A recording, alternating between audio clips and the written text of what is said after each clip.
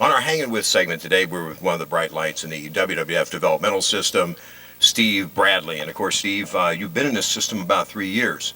Let's back up and find out where Steve Bradley began in professional wrestling.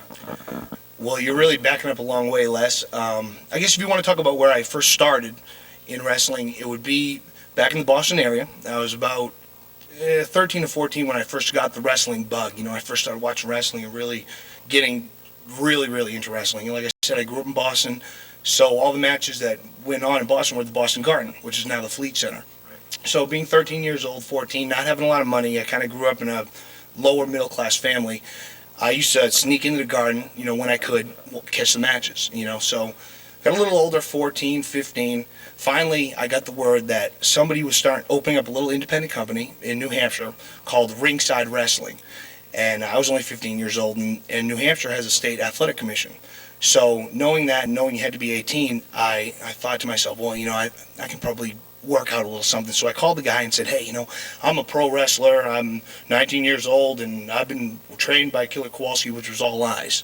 So finally the guy said, he didn't know any better. So he said, yeah, come on down, maybe we could use you. So I showed up being 15 years old and looking 15 years old and being 150 pounds. And the guy said, well, kid, how old are you really? I said, well, I'm 15. So he said, all right, I'll tell you what. You can start putting up the rings for us, you know what I mean? Start helping out a little bit, and, maybe, kid, you put up enough posters, maybe we can give you a match. So I thought to myself, oh, yeah, great, naive, all right, cool. So I worked my butt off, putting up posters, setting up the rings, doing everything for this guy who ran 1-2 shows a month, until finally one day somebody didn't show up. And he said, hey, Bradley, hey, kid, we'll throw you in the ring. Maybe you can do something. You can wrestle and have a little match. So I said, oh, yeah, great. I'm a pro wrestler. Never been trained. Never did anything of the sort as far as training. Let me cut you off right there a minute. A tape that I saw just a few weeks ago, the KWF, the Kids Wrestling Federation. Before you were a wrestler, you were a big-time promoter, right? A big time. You use that word loosely, don't you?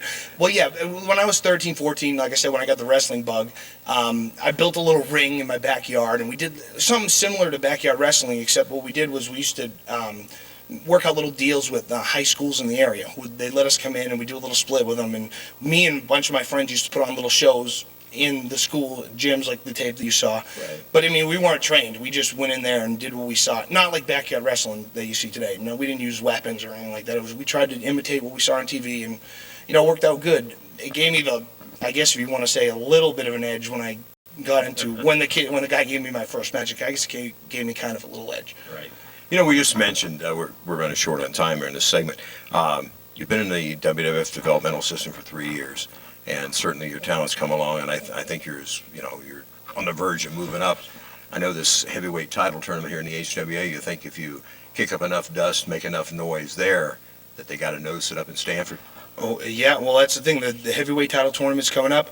I'm in that, and just like you said, I'm going to go do my best and win the HWA heavyweight title, because if I do, then there's no more overlooking me. I've been in Memphis, I've been in Puerto Rico, I've been in Louisville, I've been here, I've been in every single territory that the development program has. And I've been successful everywhere. But the HWA title, that's something that they can't overlook. No, they certainly can't. And, of course, you got a big guy in this first round, Brian Adams. Yeah, Brian Adams, another guy who's worked all over the world, has tons of experience and a very big height, weight advantage. But like I said, it's been 3 years. 3 years has been a long time. And I'm here to prove myself, and I'm going to do what I can to win the HWA title. Hanging with Steve Bradley. That's been it for today.